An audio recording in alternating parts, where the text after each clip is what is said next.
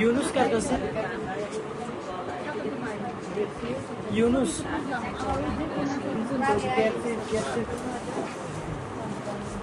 বদলিস ওষুধ নিস 5 দিনে কিনা কমবো আস্তে আস্তে কমবো ওষুধ খাইয়ে যাও ভিডিও কলতেও দেখাও